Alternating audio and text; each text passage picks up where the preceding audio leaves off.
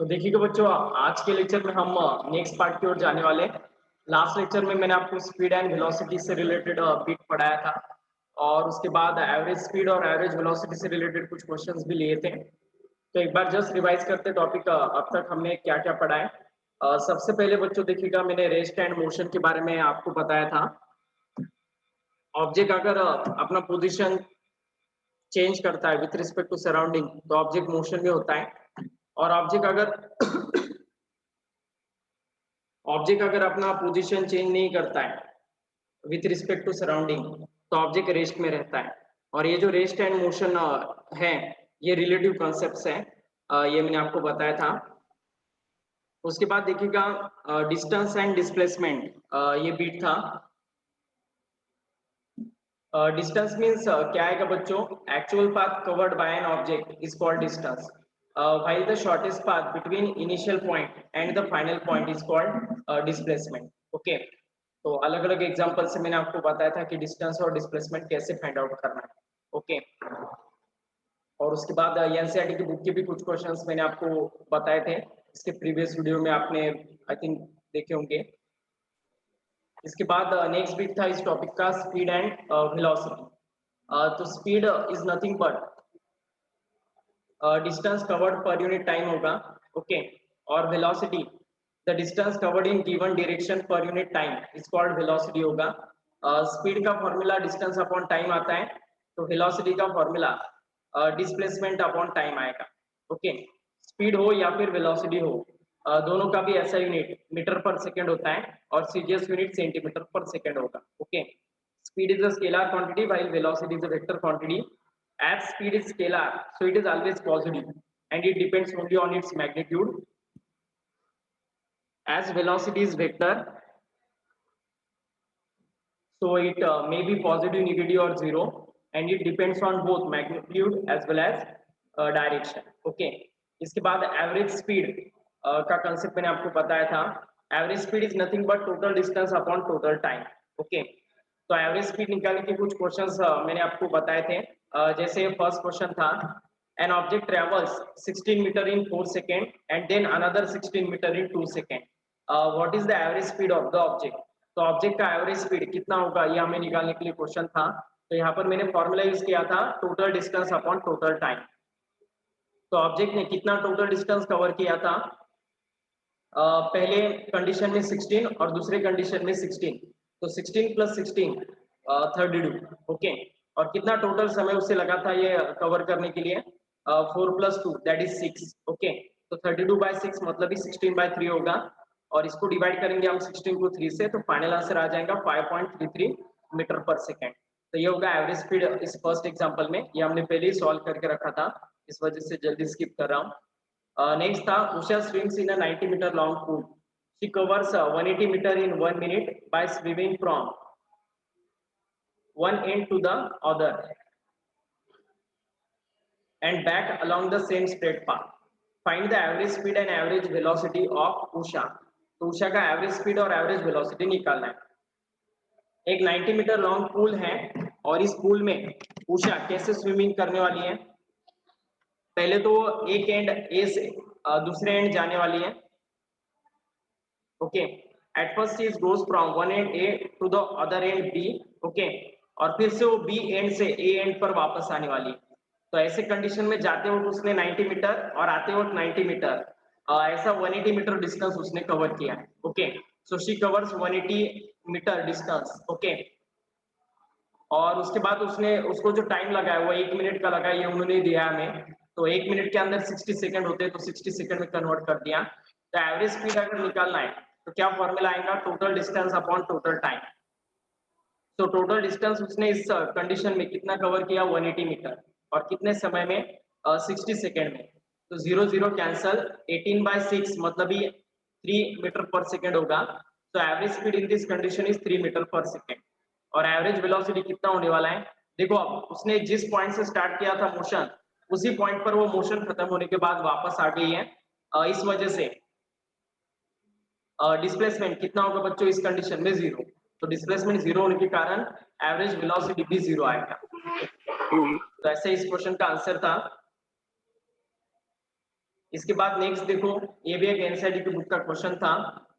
The odometer of a car reads 2000 kilometre at the start of the trip and 2400 kilometre at the end of the trip. If the trip took 8 hours, calculate the average speed of the car in kilometer per hour and meter per second. Okay. तो देखो बच्चों, odometer एक instrument होता है जिससे हम distance measure करते हैं। ये हमारी कार में लगा होता है जो हमें बताता है कि एग्जैक्टली कितना डिस्टेंस उस व्हीकल ने कवर किया है। ओके, तो ओडोमीटर का स्टार्टिंग का इनिशियल रीडिंग था 2000 किलोमीटर और जब उसने अपना ट्रिप एंड किया तो ओडोमीटर का रीडिंग था 2400 किलोमीटर। ओके, तो इस पूरे ट्रिप में उसने कितना डिस्टेंस कवर किया बच्चों? 2400 माइनस कितना था? 2000। तो इसको अगर हम सॉल्व करेंगे तो कितना आने वाला है? 400 किलोमीटर। तो पूरे उसने अपने ट्रिप में कितना डिस्टेंस कवर किया था? 400 किलोमीटर। ओके, और ये कवर करने के लिए उसको कितना समय लगा? 8 आवर्स। Is it okay? तो फिर average speed is equal to क्या आएगा बच्चों? Total distance upon total time. तो टोटल डिस्टेंस उसने कितना कवर किया? 400 किलोमीटर। और कितने समय में किया? 8 आवर्स में। तो 400 बाय 8 इसको डिवाइड करेंगे तो फाइनल आंसर आ जाएगा 50। लेकिन डिस्टेंस किलोमीटर में था और टाइम आवर्स में था, इस वजह से हमें किस यूनिट में आंसर मिला एवरेज स्पीड का? Kilometre per hours. Okay, so we get the answer in kilometre per hour. अब नेक्स्ट देखिएगा बच्चों, एवरेज स्पीड हमें निकालना है। तो एवरेज स्पीड निकालने का फॉर्मूला होता है 50 इंटू 5/18। ओके, आपको पता होगा 1 kilometre per hour is always equal to 5/18 metre per second. Is it okay? ये कन्वर्जन याद रखना बच्चों अच्छे से। ये मैंने आपको प्रूव भी करके दिखाया था कि 1 किलोमीटर पर आवर का वैल्यू एग्जैक्टली 5/18 क्यों और कैसे आता है। ओके, तो इसी वजह से ये जो रीडिंग था स्पीड का, ये किलोमीटर पर आवर में था और उन्होंने हमें मीटर पर सेकंड दोनों में भी पूछा था। इस वजह से किलोमीटर पर आवर का मीटर पर सेकंड करते वक्त ये जो किलोमीटर पर आवर है ना, ये एक कोड है और इसको डिकोड करना है। तो कैसे करना है? 5/18 मीटर पर सेकंड, मतलब जहां पर भी किलोमीटर पर आवर नजर आएगा उसको निकाल कर उसकी जगह 5/18 मीटर पर सेकंड पुट कर देना। तो ये 50 एज इट इज लिखा और ये किलोमीटर पर आवर की जगह यहाँ पर क्या सब्स्टिट्यूट किया है? 5/18। तो फाइनल आंसर किस में आ गया बच्चों? मीटर पर सेकंड में। तो 50 इंटू 5/18, तो इसको अगर हम सॉल्व करेंगे तो 55 250 होगा और नीचे 18 आएगा। तो इसको अगर हम डिवाइड करते हैं ओके 2 से, तो फिर 125/9 आएगा और इसको अगर फर्दर डिवाइड करेंगे हम तो फाइनल आंसर आ जाएगा 13.88 मीटर पर सेकेंड। तो ये सभी क्वेश्चंस ऑलरेडी हमने सॉल्व कर रखे हैं बच्चों पहले से ही। उसके बाद जोसेफ जॉगिंग का क्वेश्चन था, ये भी एक इंपॉर्टेंट क्वेश्चन था। Joseph jogs from one end A to the other end B of a straight 300 metre road. Straight road है बच्चों, ओके, 300 मीटर का। और कितने समय में ये स्ट्रेट डिस्टेंस वो कवर कर रहा है? 2 मिनट 30 सेकंड में। Okay, and then turns around and jogs 100 metre back to the point C. तो पहले वो ए टू बी गया, 300 मीटर डिस्टेंस कवर किया कितने समय में? 2 मिनट 30 सेकंड में।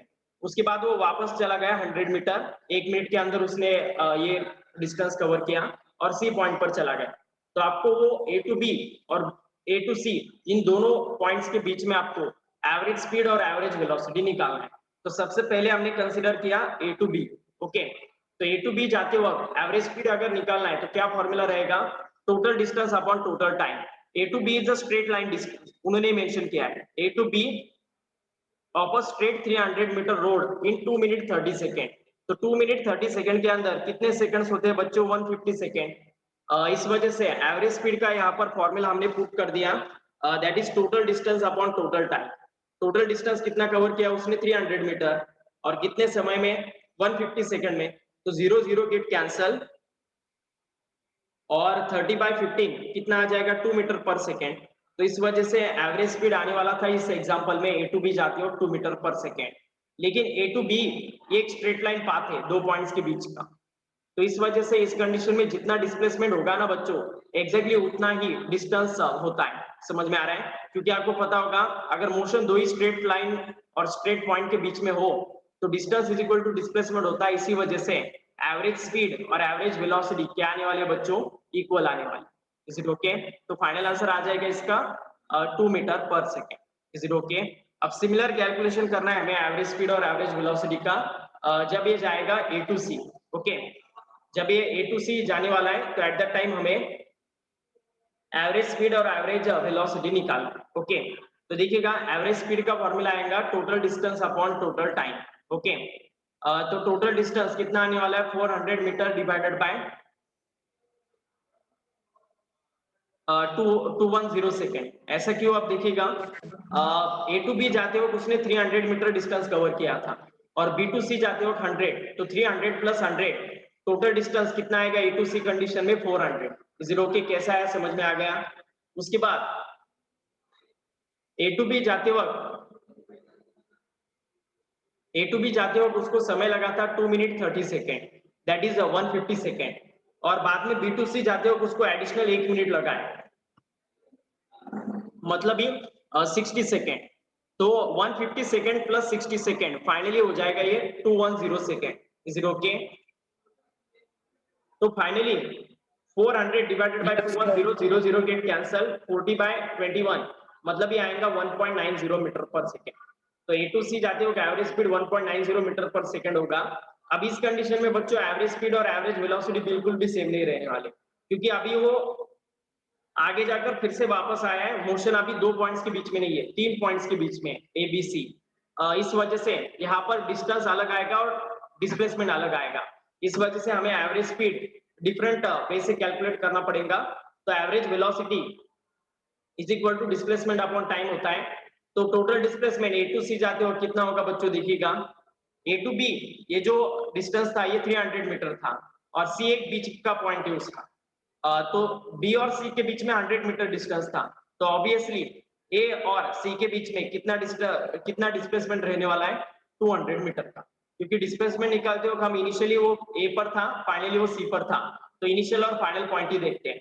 तो सेकंड केस में हमें ए टू सी जाते वक्त एवरेज वेलोसिटी निकालना था। इस वजह से डिस्प्लेसमेंट अपॉन टाइम मतलब हमने 200 डिवाइडेड बाय 210, तो 00 गेट कैंसल, 20 बाय 21 अगर हम करेंगे तो 0.95 metre per second final answer आ जाएगा। Is it okay? सभी को आ गया समझ में? Yes sir. ओके, अभी इसके बाद अब्दुल भाई ड्राइविंग टू स्कूल का क्वेश्चन था, ये भी एक इंपॉर्टेंट क्वेश्चन था। Abdul, while driving to school, computes average speed for his trip to be 20 km per hour. Okay, 20 km per hour. On his return trip along the same route, there is less traffic, and average speed is 30 km per hour. What is the average speed of Abdul's trip? तो पूरे अब्दुल के trip का average speed निकालना है, मतलब इसमें जाने का भी कंडीशन कंसीडर रहेगा और आने का भी रहेगा। ओके, तो जाते वक्त उसका स्पीड 20 किलोमीटर पर आवर था। Let us assume that speed to be S1. Okay, और जाते वक्त और आते वक्त इसमें एक कॉमन फैक्टर है और वो है डिस्टेंस। स्कूल से घर और घर से स्कूल दोनों डिस्टेंस तो सेम रहने वाले, समझ में आ रहा है? तो जाते वक्त और आते वक्त उसको डिस्टेंस सेम कवर करना है, लेकिन आते वक्त उनका कहना है कि लेस ट्रैफिक होने के कारण उसका स्पीड बढ़ गया है और कितना हो गया 30 किलोमीटर पर आवर। तो आने के स्पीड को हम S2 से इंडिकेट करते हैं और जाने का और आने का डिस्टेंस को हम let us assume to be x, क्योंकि ये सेम है, सेम होने के कारण सेम वेरिएबल से हम इंडिकेट कर रहे हैं, दैट इज x। अब ऑब्वियसली जाते वक्त स्पीड कम है तो टाइम ज्यादा लगने वाला है और आते वक्त स्पीड ज्यादा है, इस वजह से टाइम कम लगने वाला है उसको उतना ही डिस्टेंस कवर करने के लिए। इस वजह से पहले केस का टाइम हम t1 एज्यूम करते हैं और दूसरे केस का टाइम t2, ताकि कंफ्यूजन ना रहे कि ये टाइम किसका है वो टाइम किसका है। ओके, तो स्पीड का बेसिक फॉर्मूला यूज करते हैं, speed is equal to distance upon time. अब ये फर्स्ट केस का होने के कारण s1 is equal to x by t1 आएगा, डिस्टेंस सेम होने के कारण x1 x2 नहीं किया। ओके, डिफरेंट होता तो हमें x1 x2 करना पड़ता। Is it okay? तो s1 इज इक्वल टू आएगा x बाय t1 और s2 इज इक्वल टू आने वाला है x by t2। Is it okay? तो इसी फॉर्मूले को रीअरेंज करके हमने क्या किया, t1 को ऊपर भेज दिया, s1 को नीचे भेज दिया। तो t1 इज इक्वल टू क्या आ गया बच्चों? x bye s1। ओके, और t2 इज इक्वल टू क्या आ गया? x by s2। ओके, तो average speed is equal to क्या आएगा? Total distance upon total time, और फिर टोटल डिस्टेंस कितना आने वाला है? जाते वक्त x और आते वक्त x, तो x प्लस x कितना आएगा? 2x आएगा। Is it okay? और नीचे t1 प्लस t2 है, तो T1 का वैल्यू कितना होगा x bye S1 plus T2 का वैल्यू होगा x बाय S2। ओके, तो फिर इसको अगर हम क्रॉस मल्टीप्लाई करते हैं डिनोमिनेटर में, तो x S2 plus x S1 divided by S1 into S2 रहेगा। ओके, और ये S1 S2 देखिएगा बच्चों डिनोमिनेटर के डिनोमिनेटर में, तो ये न्यूमरेटर में जाके मल्टीप्लाई होगा 2x के साथ। ओके, और नीचे के ब्रैकेट में से x S2 और x S1 इस टर्म में से हम क्या करने वाले बच्चों, x को कॉमन आउट करने वाले, क्योंकि ये सेम है। तो x को अगर हम कॉमन आउट करते हैं तो ब्रैकेट के अंदर S2 plus S1 divided by S1 S2 बचेगा, और ऊपर 2x रहेगा तो x x गेट कैंसल, और फाइनली फॉर्मूला मिल गया हमें 2S1 S2 divided by S1 plus S2। Okay, तो एवरेज स्पीड अगर निकालना हो ना बच्चों, अगर ऑब्जेक्ट इक्वल डिस्टेंस कवर करता है ना अनइक्वल स्पीड से, if object covers equal distance with an unequal speed, then at that time we have to use this short trick formula। okay, अगर ऑब्जेक्ट दो इक्वल डिस्टेंसेस को, मतलब पहला भी डिस्टेंस x है और दूसरा भी डिस्टेंस अगर x है, पहला डिस्टेंस S1 स्पीड से कवर किया है, दूसरा स्पीड S2 से। ओके, तो फिर इस पूरे एंटायर जर्नी का अगर एवरेज स्पीड निकालना है तो उसके लिए ये फॉर्मूला रहेगा, ये शॉर्ट ट्रिक फॉर्मूला रहेगा, याद रखना। ये आगे भी आपको 11th 12th में ये बहुत काम में आएगा। That is 2S1 S2 divided by S1 plus S2। Is it okay? आपके 9th के बोर्ड के एग्जाम में इसको बिल्कुल भी यूज मत कीजिएगा, पूरा डिराइव करके फिर बाद में उसमें वैल्यू सब्स्टिट्यूट कीजिएगा, वरना स्टेप मार्किंग में आपके मार्क चले जाएंगे। Is it okay? तो अभी इस क्वेश्चन की ओर आते हैं। जाते वक्त उसका स्पीड 20 था, आते वक्त 30 था, तो 2 इंटू ये जो फॉर्मूला है उसमें S1 S2 की वैल्यू पुट कर रहे हैं हम, that is 2 into 20 into 30 divided by 20 plus 30। Okay, तो फाइनली आंसर आ जाएगा 2 इंटू 20 इंटू 30 डिवाइडेड बाय 50। तो 0 0 कैंसल, और फिर फाइनली आएगा 24 किलोमीटर पर आवर। आ गया समझ में? तो अब बच्चों इसके जैसे और एक क्वेश्चन अगर मैं देता हूं तो आएगा, सॉल्व करते हैं। Yes, sir. ठीक है, so take the question related to the average speed.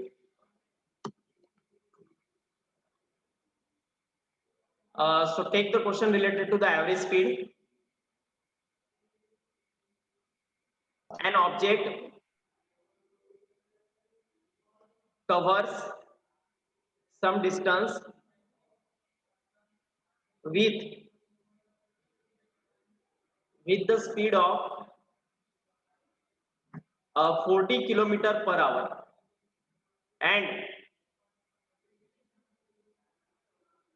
again covers the same distance, and again covers same distance with a speed 60 kilometer per hour. Then find out, sir वो cover के आगे क्या है? ठीक है, मैं रीड करता हूँ, एक बार पूरा लिखने दो। देन फाइंड आउट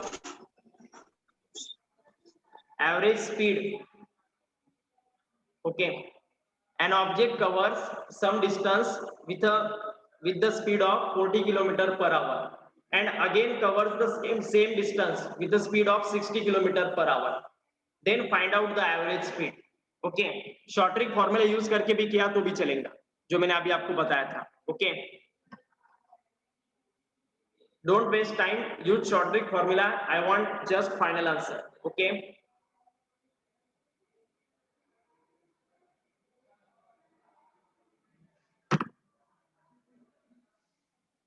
बताओ आंसर क्या रहेगा?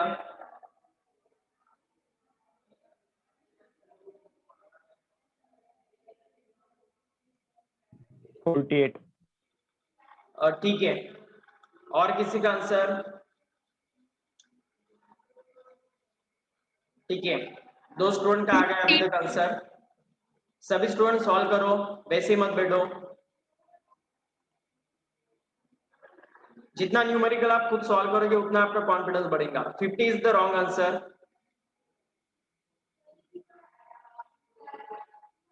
60 48 सर। ठीक है,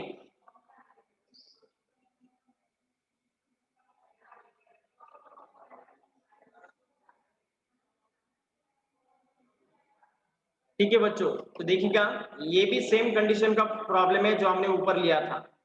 जाते वक्त स्पीड अलग है, आते वक्त स्पीड अलग है। जाते वक्त speed S1 40 kilometre per our और आते वक्त speed S2 60 kilometre per hour. Okay, तो देखिएगा average speed is equal to 2s1 s2 divided by s1 plus s2 होगा। ओके, 13.33 नहीं, ये भी रॉन्ग रहेगा। तो देखो अब 2 इंटू 40 मतलब मीटर पर सेकंड में किया है क्या आपने? ठीक है, फिर बराबर हो सकता है, लेकिन किलोमीटर पर आवर में रहने दिया तो भी चलेगा। तो 2 into 40 into 60 divided by 40 plus 60 आएगा। ओके, तो आप देखो नीचे क्या आने वाला है 100 और ऊपर आने वाला है 2 इंटू 40 इंटू 60। तो 0 0 0 0 गेट कैंसल, 6 4 जा 24 इंटू 2, फाइनल आंसर आ जाएगा 48 किलोमीटर पर आवर। तो ये होगा फाइनल आंसर बच्चों। ओके, सभी लिख लो इसे अच्छे से। Is this concept clear to all of you? Yes, sir.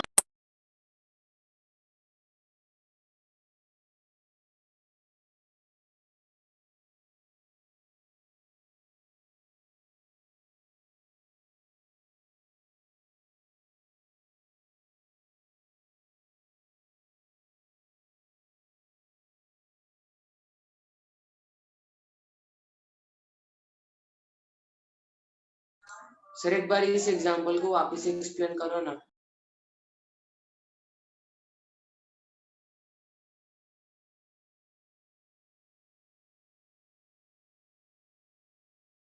Okay, सभी को समझ में आ गया है? सर फिर से एक्सप्लेन करो। ठीक है। Yes sir. ओके, ठीक है, एक फिर से एक्सप्लेन करता हूँ। देखो बच्चों, ये जो मैंने फॉर्मूला बताया था ना 2s1 s2 divided by s1 plus s2, ये फॉर्मूला कब यूज किया जाता है? जब ऑब्जेक्ट इक्वल डिस्टेंस को कवर करता है अनइक्वल स्पीड से। तो देखिएगा an object cover some distance with the speed of 40 kilometre per hour था। तो कुछ डिस्टेंस ऑब्जेक्ट ने कवर किया 40 किलोमीटर पर आवर से and again covers the same distance, मतलब पहली कंडीशन में जितना डिस्टेंस कवर किया था एग्जैक्टली उतना ही डिस्टेंस उसने कवर किया है with the speed of 60 kilometer per hour. Okay, so then find out average speed. तो एवरेज स्पीड फाइंड आउट करने के लिए हमें क्या है, समझ में आ रहा है? तो एवरेज स्पीड का फॉर्मूला रहेगा 2s1 s2 divided by s1 plus s2। Okay, so 2 into 40 into 60 divided by 40 plus 60 आएगा। ओके, तो जस्ट उसको ऐड किया तो फाइनल आंसर आएगा नीचे 100 आ गया। ओके, और फिर ऊपर 2 इंटू 40 इंटू 60 रहने वाला है। तो 0 0 0 0 गेट कैंसल, 6 4 जा 24 और 24 2 जा 48 आएगा। तो ये रहेगा हमारा फाइनल आंसर। कुछ दिक्कत इसमें? No sir. ठीक है, नो सर। ओके। तो ऐसे क्वेश्चंस पूछे जाते हैं बच्चों related to the average speed. I hope आप सभी को आ जाएंगे अगर हम इसके ऊपर क्वेश्चन देते हैं तो। ठीक है, अभी देखो बच्चों, एवरेज स्पीड एवरेज वेलोसिटी भी हो गया। लास्ट लेक्चर जस्ट एक बिट लिया था मैंने, उसको एक बार फिर से रिवाइज करते हैं हम। इसके बाद का नेक्स्ट बिट है बच्चों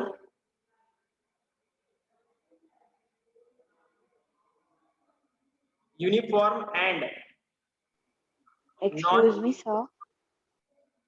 uniform and non uniform motion. देखिएगा बच्चों, अगर ऑब्जेक्ट इक्वल डिस्टेंस कवर करता है इक्वल इंटरवल ऑफ टाइम में तो उस मोशन को यूनिफॉर्म मोशन कहा जाता है। जैसे motion of hands of clock, अगर कोई व्हीकल कांस्टेंट स्पीड से मूव कर रहा है तो वो यूनिफॉर्म मोशन करती है। ठीक है, तो ये कुछ एग्जांपल इसके। तो अब देखिएगा इसका डेफिनेशन, अगर आपने नहीं लिखा है तो लिख लो।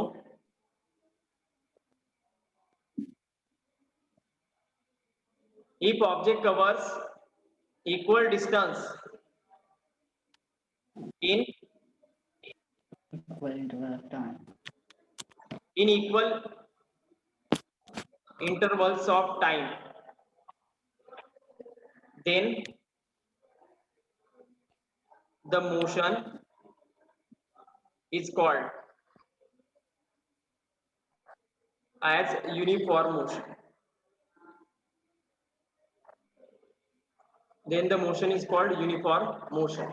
तो ये यूनिफॉर्म मोशन का डेफिनेशन रहेगा और इसका एग्जैक्टली अपोजिट मोशन मतलब नॉन यूनिफॉर्म मोशन होता है, जैसे मोशन ऑफ बर्ड्स या फिर vehicle moving in traffic. Okay, तो ऐसा रहेगा। देखो अब इसका डेफिनेशन है, if object covers unequal distance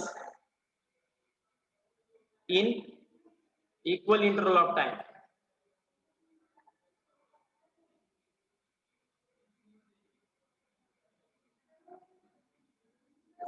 then object said to be in non-uniform motion।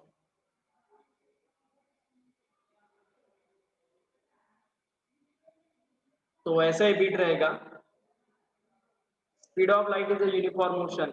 ठीक है, यूनिफॉर्म रहेगा वैक्यूम में, लेकिन जब मीडियम में आ जाता है वो, तो मीडियम में आपको पता होगा एटमॉस्फेयर में हमारे अलग अलग लेयर्स का डेंसिटी अलग अलग होता है।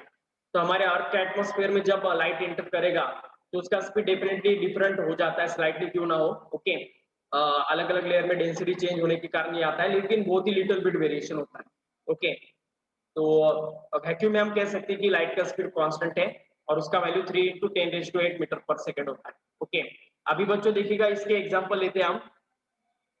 ये जो बीट मैंने आपको बताया अभी, uniform motion and non uniform motion, just याद रखिएगा। अगर एक एग्जांपल लेते हैं हम यूनिफॉर्म मोशन का। अब देखो यहाँ पर डिस्टेंस मीटर में दिया है आपको और टाइम सेकंड्स में दिया है। तो जब टाइम 1 सेकंड हुआ है तो उसने डिस्टेंस कवर किया 2 मीटर। जब टाइम 2 सेकंड हुआ है तो उसने डिस्टेंस कवर कर दिया है 4 मीटर। जब टाइम 3 सेकंड हुआ तो उसने डिस्टेंस कवर कर दिया 6 मीटर। जब टाइम 4 सेकंड हुआ है तो उसने डिस्टेंस कवर कर दिया 8 मीटर। फिर 5 सेकंड जब होगा तो डिस्टेंस होगा 10 मीटर। तो ऐसा अगर होता है ना, देखो हर सेकंड में इस मोशन में डिस्टेंस कितना कवर हो रहा है, 2 मीटर का। हर एक सेकंड जैसे जैसे हम ऐड करेंगे वैसे वैसे 2 मीटर डिस्टेंस हमें ऐड करना पड़ रहा है। तो इसका अगर हम ग्राफ निकालते हैं ना बच्चों, ये यूनिफॉर्म मोशन का एग्जांपल है, क्योंकि इसमें ऑब्जेक्ट इक्वल डिस्टेंस कवर कर रहा है equal interval of time. Okay, तो ये रहेगा हमारा डिस्टेंस।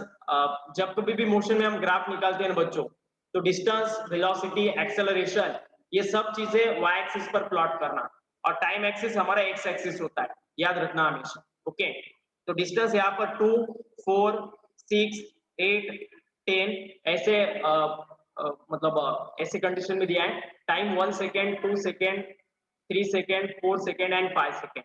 तो पहला पॉइंट यहाँ पर डिटेक्ट होगा, दूसरा यहाँ पर होगा, तीसरा यहाँ पर होगा, चौथा यहाँ पर होगा और पांचवा पॉइंट यहाँ पर होगा।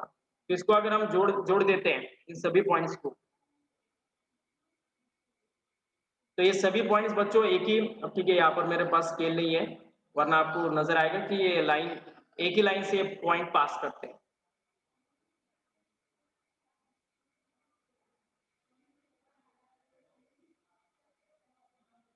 तो ये ऐसा समझ में आ रहा है बच्चों कि ये जो पॉइंट्स का लाइन है ये स्ट्रेट लाइन है। तो यही मुझे बताना है, the graph of uniform motion is the straight line.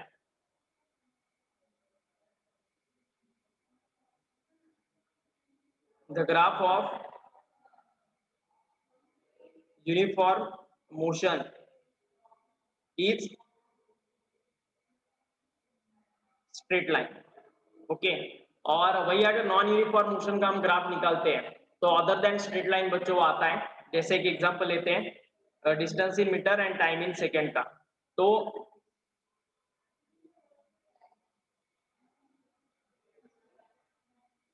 देखो अब डिस्टेंस इन मीटर और टाइम इन सेकेंड है, तो डिस्टेंस जब टाइम 1 सेकेंड है तो डिस्टेंस 1 मीटर कवर हुआ है।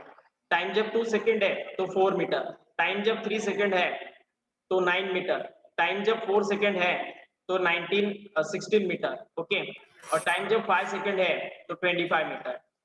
इस वजह से ये कवर हुआ है। अब इसका हम ग्राफ निकाल के देखते हैं कैसा आता है। तो ग्राफ निकालते हुए हमें पहले 5, 10, 15, 20, 25 ऐसे विंडो में डिस्टेंस लेना पड़ेगा मीटर्स में। ओके, और time 1 second, 2 second, 3 second, 4 second and 5 second. Time जब 1 सेकेंड है तो डिस्टेंस 1 मीटर है, तो पहला पॉइंट यहाँ पर होगा। टाइम जब 2 सेकेंड है तो डिस्टेंस कितना हुआ है, ये 5, ओके टाइम, ये सेकंड्स में टाइम है यहाँ पर नीचे।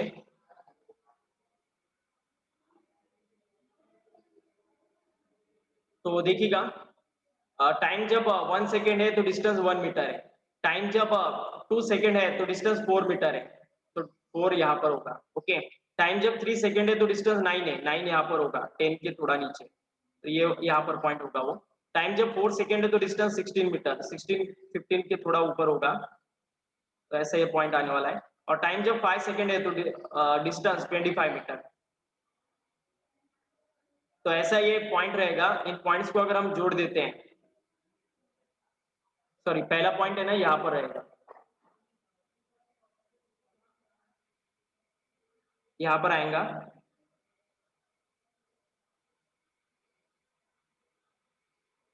तो ऐसा ही ग्राफ आने वाला है बच्चों। क्या ये स्ट्रेट लाइन है क्या? Is it a graph straight line पिछली बार की तरह? No, sir. No. Oh, sir. तो यही कंसेप्ट हमें क्लियर होता है, जब कभी भी आप नॉन यूनिफॉर्म मोशन का ग्राफ निकालोगे तो वो कर्व होगा other than straight line. Okay बस इतना ही पॉइंट लिख लो।